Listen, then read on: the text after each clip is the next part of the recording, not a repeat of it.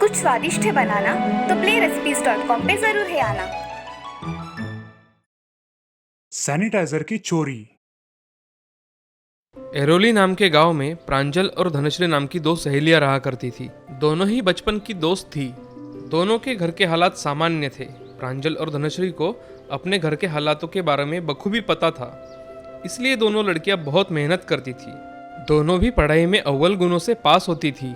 वो अपने अपने घरों में अपने माता पिता का काम में हाथ बटाती थी। उसके साथ साथ कॉलेज भी जाती थी। ऐसे ही एक दिन कॉलेज से लौटते समय दोनों एक जगह बैठकर बातें कर रही थी। धनश्री, अब ये हमारा कॉलेज का आखिरी साल है। हमें बहुत मेहनत करनी पड़ेगी, तभी हमें किसी कंपनी में अच्छा जॉब मिलेगा। हाँ प्रांजल, हम दोनों मिलकर बहुत मेहनत करेंगे और जब हमें अच्छी जॉब मिलेगी तब हमारे घर के हालातों को जल्दी बदल सकेंगे। हाँ चलो, बहुत देर हो चुकी है, घर वाले हमारे आने का इंतजार कर रहे होंगे। ऐसे कहकर दोनों अपने अपने घर चली जाती है। दिन बीत जाते हैं और दोनों ही अपनी फाइनल ईयर की परीक्षा में अव्वल आती है। उन्हें कॉलेज में भी सम्मानित किया जाता है। उनके घर वाले भी उन दोनों की बहुत प्रशंसा करते हैं। अब प्रांजल और धनश्री को एक ही कंपनी में जॉब मिल जाती है। दोनों बड़ी ही खुश होती है। अरे प्रांजल, देखो ना, हमें हमारी मेहनत का फल मिल गया। हमें अच्छा जॉब भी मिला और दोनों को एक ही कंपनी भी। अभी हम हमारे घर वालों को पूरा सपोर्ट कर सकते हैं। हाँ बिल्कुल, कितना मजा आएगा ना सब साथ साथ करने में। अब दोनों सुबह जल्दी उठकर घर का सारा काम करके रोज ऑफिस जाती थी। उनके सपने वो अपनी मेहनत से पूरी कर रही थी और जीवन का आनंद भी ले रही थी। सही मायनों में वो अपनी जिंदगी को अपने तौर तरीकों के साथ जी रही थी। सब कुछ अच्छा चल रहा होता है, तभी अचानक पूरे देश में एक महामारी आ जाती है और गवर्नमेंट उस महामारी को रोकने के लिए कुछ महीनों के लिए सारी कंपनियां और सारे कारोबार बंद कर देती है। लोगों का घर से बाहर निकलना भी मुश्किल हो जाता है। लोगों में वो महामारी ना बढ़े, इसलिए गवर्नमेंट ने मास्क और सैनिटाइजर का उपयोग करने का आदेश दिए थे। ऐसे में दोनों बड़ी चिंता में पड़ जाती है और एक दूसरे से बात करने के लिए प्रांजल धनश्री के घर चली जाती है। आओ प्रांजल, 1 मिनट जरा रुको, ये सैनिटाइजर लगा लो। आजकल बाबा बड़ा ध्यान रखना पड़ता है। कुछ हो ना हो, लेकिन ये सैनिटाइजर सबसे पहले लगाना पड़ता है। अरे हाँ, जहाँ देखो वहाँ सैनिटाइजर का यूज करना पड़ रहा है। हम तो हमारा घर भी दिन में एक बार पूरा सैनिटाइज करते हैं। घर के राशन से ज्यादा पैसे तो इस सैनिटाइजर पे खर्च हो रहे हैं। बिल्कुल सही कह रही हो। अब इस महामारी से बचना है तो हमें ये सब करना ही पड़ेगा। लेकिन धनश्री, मुझे तो बड़ी चिंता हो रही है। ये महामारी अगर ऐसे ही बढ़ती रही तो हम कब तक हमारे घर चला पाएंगे? जब तक हमारे पास अपनी कुछ सेविंग है तब तक ठीक है। अभी हम ऐसे ही हाथों पर हाथ लिए बैठे रहे तो कुछ ठीक नहीं होगा। हमें इस समस्या का कुछ ना कुछ उपाय तो ढूंढना ही पड़ेगा, ताकि हम घर बैठकर भी कुछ ना कुछ कमा सके। अरे हाँ, मैं भी यही सब सोच रही थी, लेकिन हम कर भी क्या सकते हैं? इस टाइम में तो सिर्फ मेडिकल शॉप और खाने पीने की कुछ दुकानें शुरू हैं। इसके अलावा तो सब बंद ही है। दोनों बिना कुछ बोले सोचते हुए शांत बैठ जाती है और अचानक प्रांजल को एक कल्पना आती है। वो अचानक से बोल उठती है, अरे धनश्री, बगल में छुरा और गांव में ढिंडोरा, ऐसी हालात हुए हैं अपने। हम दोनों ने केमिकल से अपनी डिग्री की है और हम बिना मतलब के टेंशन लिए जा रहे हैं। अरे अभी तो हम बात कर रहे थे कि सैनिटाइजर पे हमारा कितना खर्च हो रहा है। मतलब जितना हम लोग कर रहे हैं उतना ही खर्च देश के सब लोग कर रहे होंगे। हम दोनों को तो सैनिटाइजर बनाना आता ही है, तो क्यों ना हम ही सैनिटाइजर बनाकर लोगों को सस्ते में बेचें। लोगों को सस्ता सैनिटाइजर भी मिल जाएगा और हमें कमाई का नया जरिया भी। अरे हाँ प्रांजल, बिल्कुल सही। मैंने तो ये कभी सोचा ही नहीं। देखा मेरे दिमाग का कमाल। रोज मेरे पास आकर कुछ ना कुछ काम किया कर, तू भी एक दिन मेरे जैसे हो जाएगी। हाँ हाँ, चल बढ़िया ही दिमाग वाली। अब ये बता, ये सब करेंगे कैसे? आइडिया तो बहुत अच्छा है, लेकिन ये सब करना तो पड़ेगा। अरे हाँ यार, हमें कोई ऐसा व्यक्ति चाहिए जो हमें सैनिटाइजर बनाने के लिए जो सामग्री लगती है वो लाकर दे सके। अरे हमारे पड़ोस में एक वामन नाम का लड़का रहता है जो फार्मा कंपनी में है। शायद वो हमारी कुछ मदद कर सके। हमें उससे बात करनी चाहिए। अरे फिर देर किस बात की, अभी लगाओ उसे फोन। धनश्री वामन को फोन लगाकर उसे उनकी कल्पना के बारे में बताती है। वामन भी उन्हें सहायता करने के लिए तैयार हो जाता है। दोनों अपने पास की बची हुई सारी सेविंग्स निकालकर वामन को दे देती है। लेकिन उन दोनों को ये पता नहीं था कि वामन बड़ा ही लालची किस्म का इंसान है। वामन सारे पैसे लेकर कंपनी में जाता है और सोचता है, अगर मैं इन्हें सामान नहीं लेकर दूंगा तो ये कुछ नहीं बना पाएंगी। यही मौका है इनसे पैसे ऐंठने का, और उन्हें तो मुझे चुपचाप देना ही पड़ेगा। तभी वामन धनश्री को फोन करता है। देखो, मैं तुम्हें लगने वाली सारी सामग्री लाकर तो दूंगा, लेकिन मुझे भी तुम्हारे मुनाफे में समान हिस्सा चाहिए। मंजूर है तो बोलो, नहीं तो कौन इतना काम करते बैठेगा। धनश्री ये सब बात प्रांजल को बताती है। उन दोनों के पास और कोई दूसरा ऑप्शन नहीं था। दोनों सोचकर वामन को फिर से फोन करती है। अच्छा ठीक है, हम तुम्हें समान नहीं लेकिन मुनाफे में से चौथा हिस्सा देंगे। मंजूर है तो बोलो।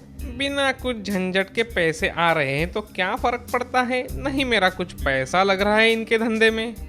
अच्छा ठीक है, तुम्हारे लिए बस। हाँ, दूसरा कोई होता तो मैं ये काम बिल्कुल भी नहीं करता। अब वामन उन्हें सारा सामान ला कर देता है। दूसरे ही दिन प्रांजल और धनश्री मिलकर एक अच्छा सैनिटाइजर बनाते हैं और उसे लैब में टेस्टिंग के लिए भेज देते हैं, और लैब से भी उन्हें उनका सैनिटाइजर बेचने की मंजूरी मिल जाती है। अब दोनों मिलकर उस सैनिटाइजर को छोटी छोटी बोतलों में भर देती है और चौराहे पर अपना सैनिटाइजर का शॉप लगा लेती है। उनका सैनिटाइजर बाकी सैनिटाइजर से सस्ता होने के कारण बहुत जल्दी बिक जाता है और उन्हें अच्छे खासे पैसे आ जाते हैं। ये सब वामन देखता है और सोचता है, क्यों ना मैं इनका धंधा ही हड़प लूं। दूसरे दिन वामन अपने दोस्त अभिजीत को लेकर प्रांजल और धनश्री के शॉप में जाता है और उनसे बोलता है, अरे प्रांजल, धनश्री, देखो ये मेरा दोस्त अभिजीत है। इसे दूसरे शहर में बेचने के लिए बहुत सारा सैनिटाइजर चाहिए। क्या आप दोनों इतना सैनिटाइजर का सप्लाई कर पाओगी? हाँ, क्यों नहीं। आपको जितना चाहिए उतना सैनिटाइजर बना के देंगे। आप कल आ जाना। बड़ी ऑर्डर देख प्रांजल और धनश्री अपने पास के सारे पैसे वामन को सामग्री के लिए दे देती है और बनाया हुआ सैनिटाइजर शॉप में लाकर रख देती है। उसी रात अभिजीत और वामन उनके शॉप में जाकर सैनिटाइजर और सामग्री के लिए दिए पैसे लेकर गायब हो जाते हैं। दूसरे दिन जब धनश्री और प्रांजल दुकान में जाती है तो देखती है उनका सारा बनाया हुआ सैनिटाइजर और सामग्री चोरी हो गई है। वो वामन को फोन लगाती है। वामन का भी फोन बंद आता है। दोनों वहाँ बैठकर रोने लगती है। तभी वहाँ एक जीन आता है और उनसे बोलता है, क्या हुआ मेरी बच्चियों, क्यों रो रही हो? दोनों खड़ी होकर जीन को सारी घटना विस्तार से बताती है और रोने लगती है। रोना बंद करो मेरी प्यारी बच्चियों, ये लो, ये एक जादुई सैनिटाइजर की बोतल है। इसका सैनिटाइजर कभी खत्म नहीं होगा। तुम जितना चाहे इस बोतल से सैनिटाइजर बना सकती हो। ऐसे कहकर जिन गायब हो जाता है। अब दोनों मिलकर उस जादुई सैनिटाइजर की बोतल से ढेर सारी बोतलें भर देते हैं और पहले से बहुत पैसे कमाती है। और अब दोनों पुलिस स्टेशन जाकर वामन और अभिजीत की कंप्लेंट करती है। जल्द ही पुलिस उन दोनों को ढूंढ लेती है और पूरे शहर में उन्हें गधे पे बिठाकर घुमाते हैं और उन्हें जेल में डाल देते हैं। इस तरह प्रांजल और धनश्री उस जादुई सैनिटाइजर की मदद से बहुत अच्छी कमाई करने लगी और उन्होंने गांव वालों के लिए भी बहुत सस्ते में सैनिटाइजर उपलब्ध करवा दिया। बाद में अच्छे पैसे आने के बाद उन्होंने महामारी में फंसे लोगों को राशन तथा हर आवश्यक चीज उपलब्ध करवाई। गवर्नमेंट ने भी महामारी में उनके द्वारा किए गए इस समाज कार्य के लिए उन्हें सम्मानित किया गया। रामपुर नाम के गांव में सुंदर नाम का एक लड़का रहा करता था। उसके बाजू वाले घर में राधा नाम की लड़की रहा करती थी। उन दोनों को एक दूसरे के प्रति बहुत प्रेम था। इसी वजह से उन दोनों ने एक दूसरे से शादी कर ली थी। अब ये सारी बात उनके माता पिता को पसंद नहीं थी। उनके माता पिता को जब ये बात पता चली कि सुंदर और राधा ने शादी कर ली है तो वो उनके खिलाफ हो गए थे।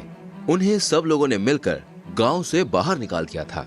अब सुंदर और राधा गांव के बाहर एक जंगल में रहने लगे। वहां कोई भी आता जाता नहीं था। वहां उनकी जान को कोई खतरा नहीं था। अब वो दोनों जंगल में बहुत अच्छी तरह से रहने लगे थे।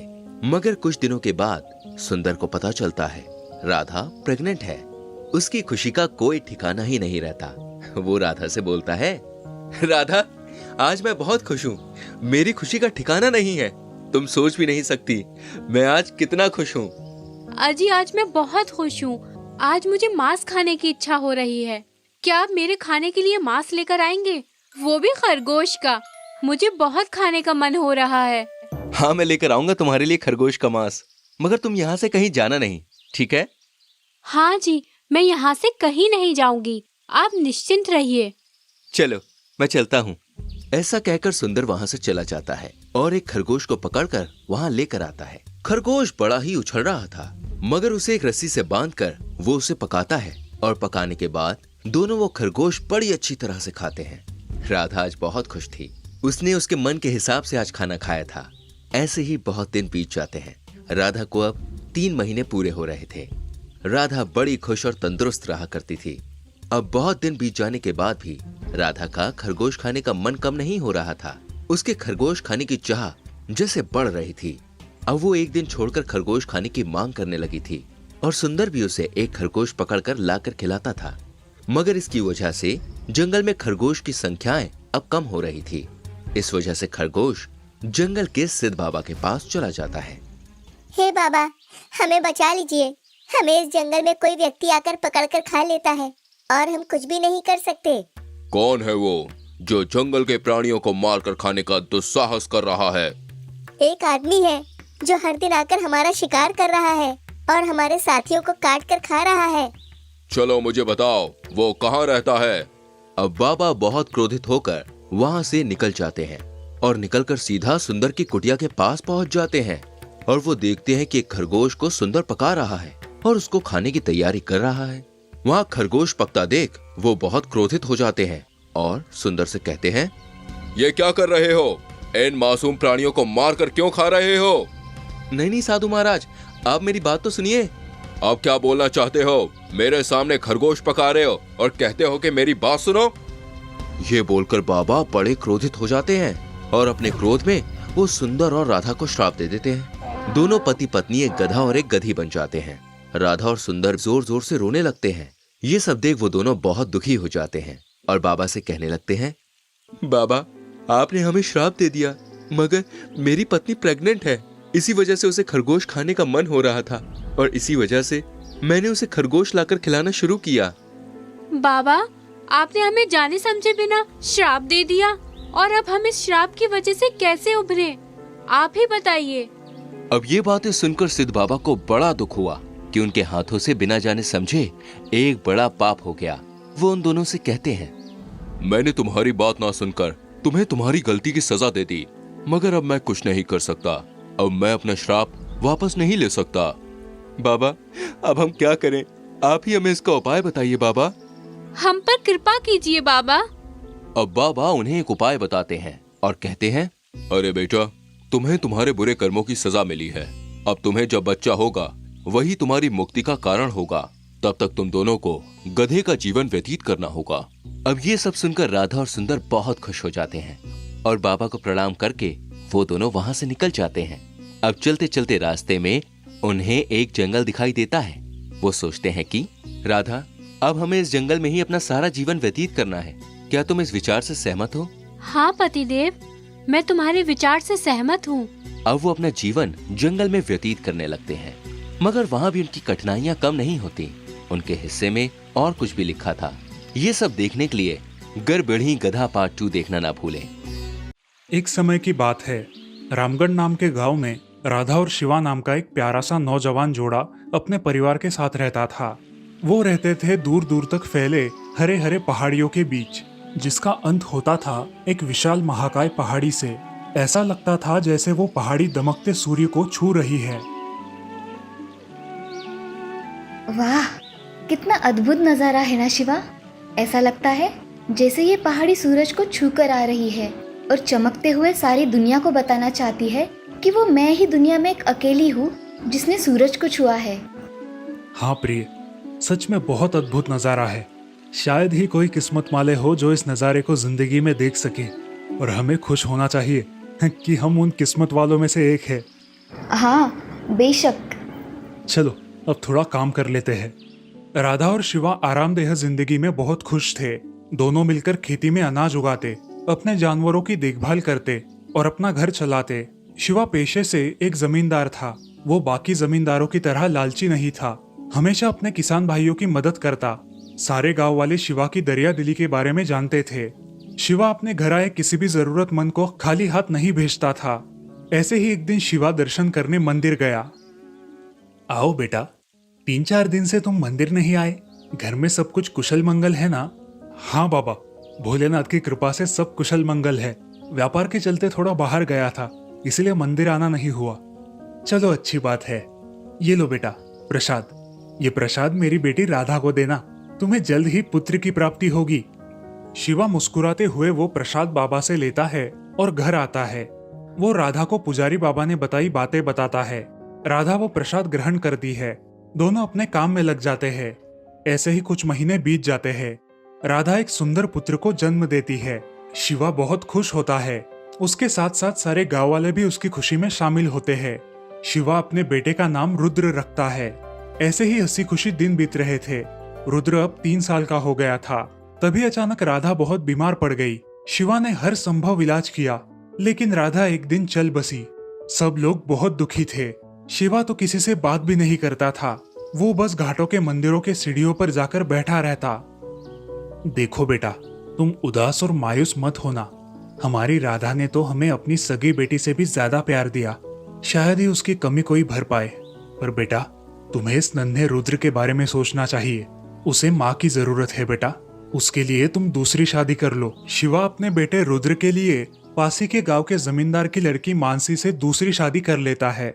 मानसी रुद्र से बहुत प्यार करती थी। वो उसका अपने बेटे जैसा ख्याल रखती थी। शिवा भी अब खुश रहने लगा। ऐसे ही कुछ महीने बीत जाते हैं। मानसी को भी एक लड़का होता है जिसका नाम भैरव रखा जाता है। मानसी अपने दोनों बेटों को समान प्यार करती थी। उसने कभी भी रुद्र और भैरव में भेद नहीं किया। ऐसे ही एक दिन शिवा मानसी से, मानसी, तुमने मेरी चिंता ही दूर कर दी। मुझे लगता था कि भैरव के आने के बाद तुम रुद्र पर ज्यादा ध्यान नहीं दोगी, लेकिन तुम तो भैरव से भी ज्यादा रुद्र को प्यार करती हो। उसकी हर जरूरत का ध्यान रखती हो। अब चिंता मत करो। आखिर रुद्र इस घर का बड़ा है। मैं उसे कभी भी माँ की कमी महसूस नहीं होने दूंगी। जितना प्यार मैं भैरव से करती हूँ, उतना ही रुद्र से। हाँ, मैं वो सब देख रहा हूँ। अब मुझे रुद्र की कोई चिंता नहीं। कुछ साल बीत जाते हैं। अब रुद्र और भैरव बड़े हो जाते हैं। रुद्र एक बहुत ही नेकदिल और ताकतवर नौजवान के रूप में निखर आता है। वो हमेशा सच्चाई का साथ देता था, गरीबों की मदद करता था, बिल्कुल अपने पिताजी की तरह। लोग भी रुद्र को बहुत प्यार करते थे। उसका छोटा भाई भैरव अपने बड़े भाई के हर आदेश का पालन करता। लोग उन दोनों को राम और लक्ष्मण की जोड़ी कहा करते थे। अरे शिवा भाई, आपके दोनों बेटों को देखकर लगता है कि जैसे राम और लक्ष्मण है, एक दूसरे का साथ कभी नहीं छोड़ते। लोगों की ऐसी बातें सुनकर शिवा का सीना चौड़ा हो जाता। उसे अपने बेटों पर और अपनी पत्नी पर बहुत गर्व महसूस होता। एक दिन शिवा मानसी से, मानसी, तुमने हमारे दोनों बेटों को जो संस्कार दिए हैं वो काबिले तारीफ है। तुम्हारा ये एहसान मैं कभी नहीं भूलूंगा। सच में तुम एक बहुत अच्छी माँ हो।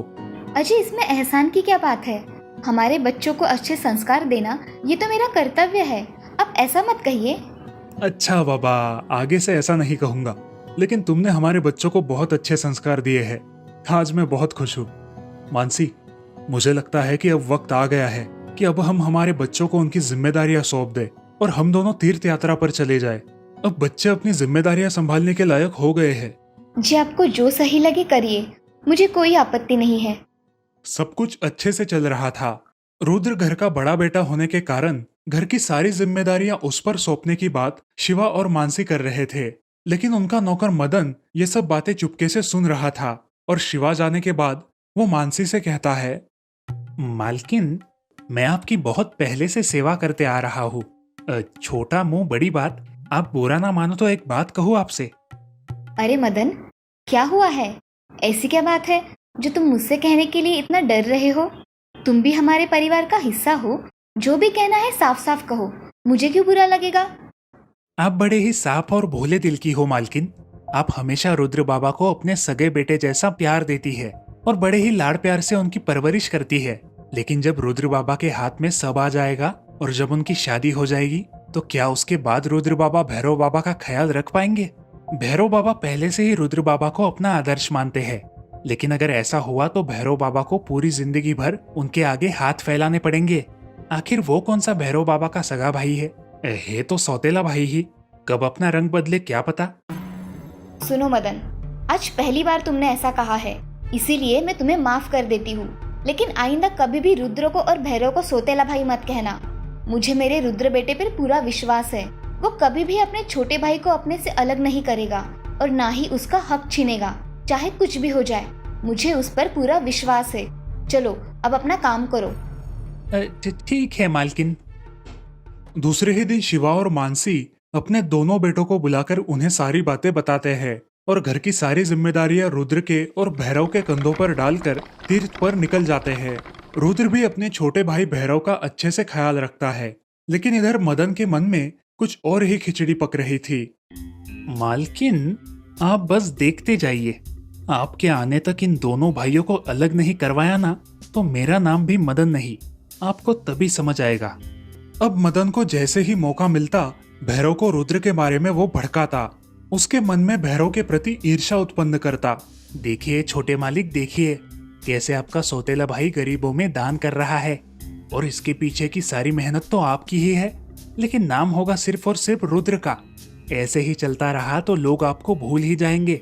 कुछ करिए भैरव बाबा, कुछ करिए, कहीं ऐसा ना हो कि आपको भी इन गरीबों की तरह दान की कतार में झुककर खड़ा रहना पड़े।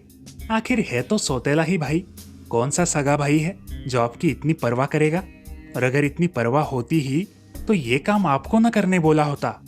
एक तरह से ये तो अभी से जमींदार होने की घोषणा कर रहा है। मदन ने रुद्र के प्रति भैरव के मन में बहुत जहर घोल दिया था। अब भैरव का बर्ताव बहुत बदल गया था।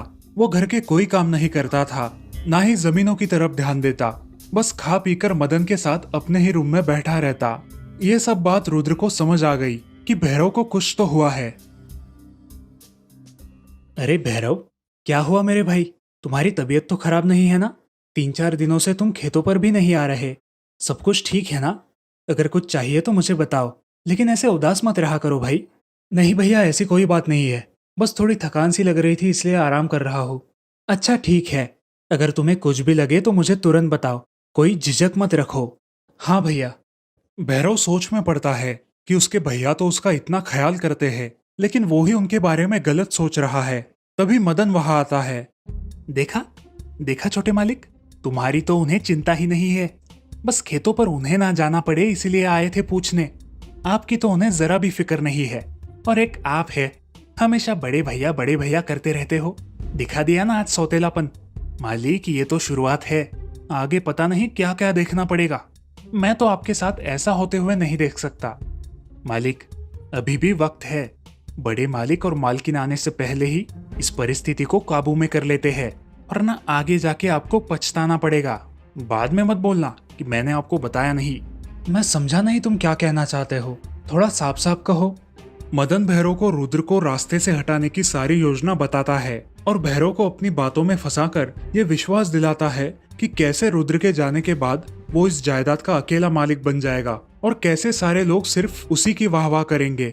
बेचारा मदन उसके जाल में फंस जाता है। लेकिन जब मदन ये सारी बात भैरव को बता रहा था, तब रुद्र का एक आदमी उनकी सारी बातें सुन लेता है और ये बातें रुद्र को बता देता है।